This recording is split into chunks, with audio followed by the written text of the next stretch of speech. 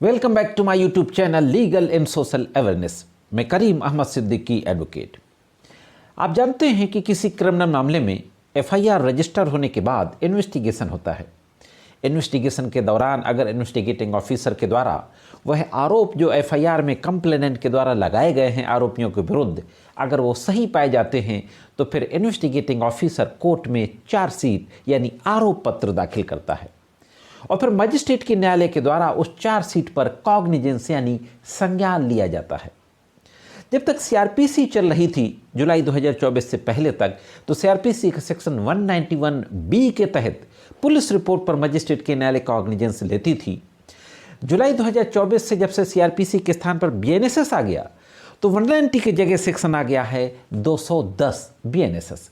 210(1) B के तहत police report पर मजिस्ट्रेट की कोर्ट किसी भी आरोप पत्र या चार्जशीट पर कॉग्निजेंस लेती है।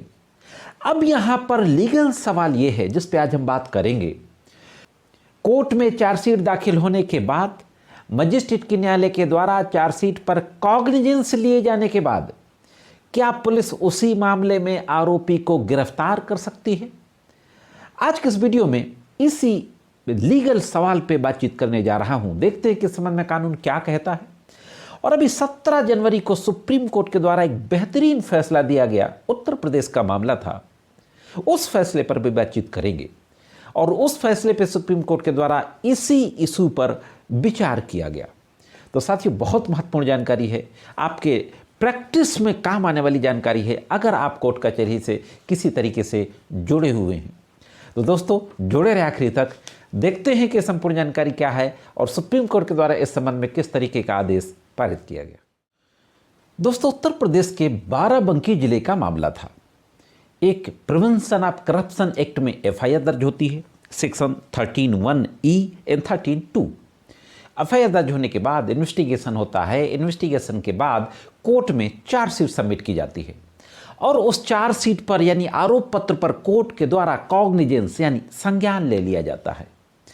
कोर्ट के द्वारा संज्ञान लिए जाने के बाद एक एंटीसिपेटरी बेल दाखिल होती है हाई कोर्ट में, इलाहाबाद हाई कोर्ट में। और यह कहा जाता है कि उत्तर प्रदेश में एक प्रथा चल रही है कि कोर्ट में चार्जशीट दाखिल होने के बाद कॉग्निजेंस लेने के बाद भी आरोपी को गिरफ्तार कर लिया जाता है, लेकिन इलाहाबाद हाई कोर्ट के द्वारा किसी तरीके की रिलीफ नहीं दी जाती है। तो इस आदेश के खिलाफ मामला सुप्रीम कोर्ट पहुंचता है। तो सुप्रीम कोर्ट में भी इसी तरीके की चिंता जताई जाती है कि उत्तर प्रदेश में एक प्रथा चल रही है कि आरोप पत्र दाखिल होने के बाद, संज्ञान लेने के बाद भी आरोपी को गिरफ्तार कर लिया जाता है। तो साथियों, सुप्रीम कोर्ट के दोनों न्यायमूर्तियों के द्वारा इस मामले की सुनवाई के दौरान कौन कौन सी महत्वपूर्ण बातें कही जाती हैं, क्या गंभीर टिप्पणी की जाती है उत्तर प्रदेश सरकार को लेकर के, उत्तर प्रदेश सरकार की पुलिस को लेकर के, और फाइनली क्या आदेश दिया जाता है, इस पर भी एक नज़र डाल लेते हैं। साथियों, जो मामला सुप्रीम कोर्ट पहुंचा, मुसीर आलम बनाम state of UP, SLP criminal number 18081/2024, और अभी 17 जनवरी को सुप्रीम कोर्ट के द्वारा इसमें आदेश पारित किया गया। यह जो प्रथा बताई गई इलाहाबाद हाई कोर्ट में और सुप्रीम कोर्ट में उत्तर प्रदेश पुलिस की कि चार्जशीट कोर्ट में जमा हो जाती है, कोर्ट में कॉग्निजेंस हो जाता है, इसके बाद भी आरोपी को गिरफ्तार कर लिया जाता है, इस प्रथा को सुप्रीम कोर्ट के न्यायमूर्तियों के द्वारा असामान्य बताया गया, आश्चर्य जताया गया और इस प्रथा की आश्चर्य जताते हुए, असामान्य बताते हुए निंदा की गई और महत्वपूर्ण टिप्पणी करते हुए कहा गया, हमारा मानना है कि एक बार जांच पूरी हो जाने के बाद, आरोप पत्र दाखिल हो जाने के बाद आरोपी को संबंधित अदालत में पेश होने के लिए कहा जाना चाहिए। जैसा कि हम जानते हैं कि जो प्रक्रिया है क्रिमिनल केसेस की, चार्जशीट कोर्ट में जब चली जाती है, कॉग्निजेंस ले लेती है कोर्ट, तो फिर कोर्ट के द्वारा उस व्यक्ति के खिलाफ सम्मन जारी होता है।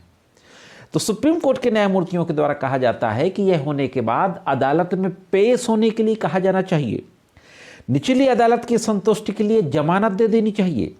अगर जांच अधिकारी याचिकाकर्ता से पूछताछ करना चाहता था तो वह जांच के दौरान ही उसे गिरफ्तार कर सकता था।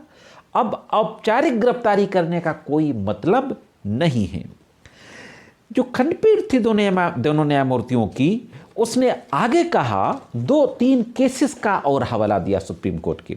एक सिद्धार्थ बनाम उत्तर प्रदेश राज्य 2021 का मामला था।